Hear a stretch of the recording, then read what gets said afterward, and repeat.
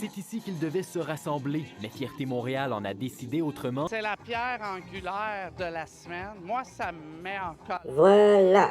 Bon, la vidéo est uploadée, pas de restrictions, pas de trouble avec le bot YouTube, évidemment. Ok, maintenant que la vidéo sur Gameplay d'annuler est programmée, je peux me détendre. Alors, voyons voir, sur Steam... Allez, 2 ou 3 chapitres de BioShock. Ça, quel plaisir.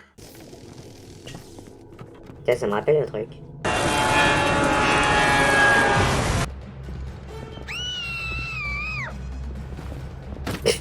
J'aurais mis plus d'efforts là, à cette fillette. Oula, bon, j'entends ce que je dis.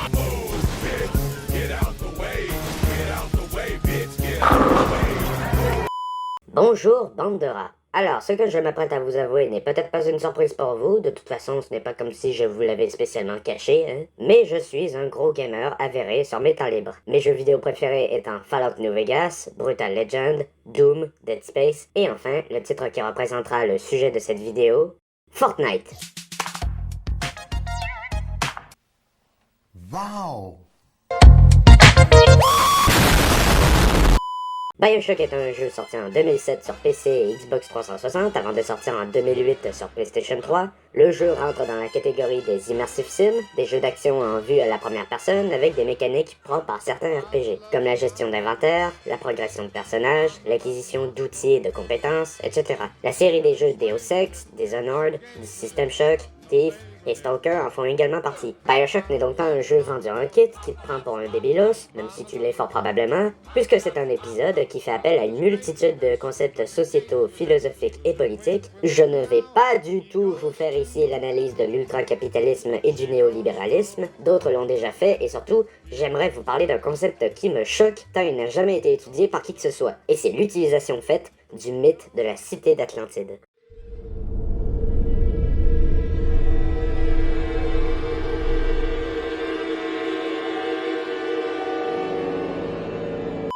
La ville où se situe BioShock est Rapture, une immense cité métropolitaine librement inspirée de New York et de son style en art déco. Fondée par Andrew Ryan, immigré de Biélorussie de la Première Guerre mondiale aux États-Unis, génie de l'ingénierie mécanique et industrielle de son temps, milliardaire le plus jeune de tout l'État américain dans les années 20, entrepreneur et visionnaire industriel, artistique et scientifique misanthrope, c'est en assistant au désastre d'Hiroshima et de Little Boy au Japon qu'il se rend compte d'un problème inhérent au contexte de Seconde Guerre mondiale, de socialisme post-crash boursier et du communisme russe du 20e siècle. Les parasites, comme il les appelle affectueusement, vont prendre selon lui le contrôle du monde. Mais comme Andrew Ryan est un BG, calbé, cultivé, jeune et dynamique, celui-ci entreprend dans le plus grand des secrets un projet de construction titanesque. Une grande ville bâtie sous l'océan Atlantique au bord du Groenland, dans laquelle l'élite des sciences, des technologies, des industries et des artistes ne serait plus inhibée par la censure, la morale et la société, où tout le monde vivrait sa vie comme il le chante, quitte à piler un peu sur les pieds des autres. Les louanges du capitalisme, du travail comme valeur, du développement de soi et de l'économie étant les maîtres mots de cette micro-société.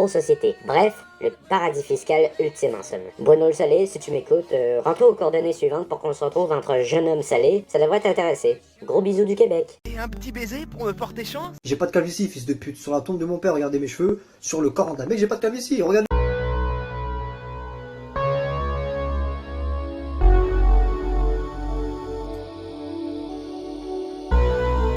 Seulement, ce que BioShock révèle de cette ville, c'est bel et bien que cet objectif de néolibéralisme décomplexé et idéalisé est impossible.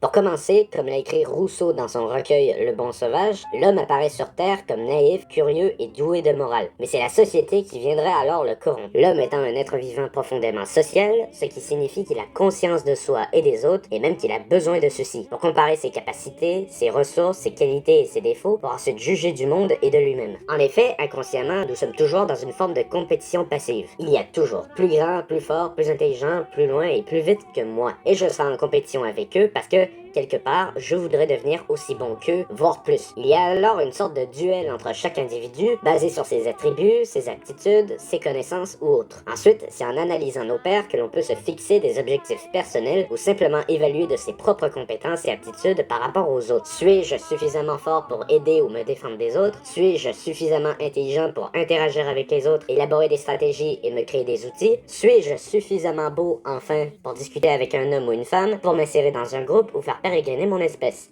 Réponse? Ben évidemment, je suis le rat TV. Je suis parfait en tout point. Je suis beau, oui, je suis magnifique. Je copule tous les jours avec des DS. Ainsi, quand je me compare aux autres, je me fixe des limites ou des contraintes pour m'améliorer. Cette idée appartient à l'inconscience de la psyché de tout le monde, et cela va du plus caduc au plus opportun, jusqu'au plus important. Ma chérie a mis les ustensiles n'importe comment dans les bacs du lave-vaisselle. Ta place est à la cuisine! Moi, je vais les mettre séparément comme il le faut. Un gars a eu un accident de voiture à une intersection. Moi, je vais tenter d'être plus prudent et de regarder de tous les côtés avant de traverser la rue. Mes voisins ont assassiné leurs enfants. Moi, je ne le ferai pas. Par conséquent, dans une cité naissante, ayant moins de 20 ans en bouteille et qui prône la liberté absolue de chaque individu, comment les rapturiens peuvent se fixer des limites et éviter les pires excès possibles comme le vol, le pillage ou le meurtre? Réponse? En se contraignant à un état décisionnaire et exécutif.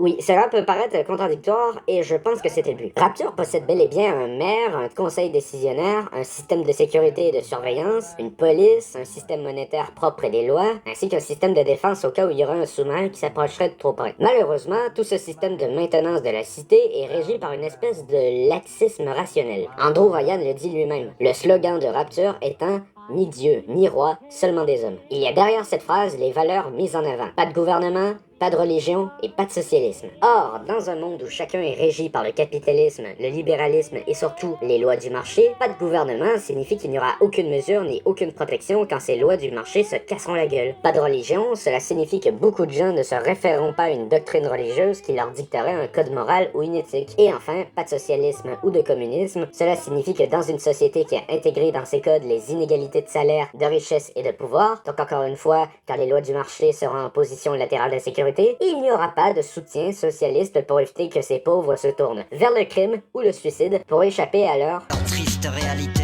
Et lorsque nous, on arrive à Rapture, c'est bien évidemment le chaos, puisque personne ne s'impose plus aucune règle. Encore moins Andrew Ryan qui a beau voir son œuvre s'écrouler sur lui-même, voir des milliers de petites gens mourir ou se transformer en mutants, se préoccupe beaucoup plus de la venue d'un touriste que du bon fonctionnement de la société. Ainsi, dans notre monde à nous, celui des parasites, malgré que l'on soit tous en compétition les uns contre les autres, l'État pose tout de même des limites afin d'éviter que ces affrontements ne se terminent en bain de sang. On peut se placer comme un champion pour aller combattre tout le monde sur le plan physique, verbal, intellectuel ou même armé. Les douilles sont encore fumantes, ça vient de Rio.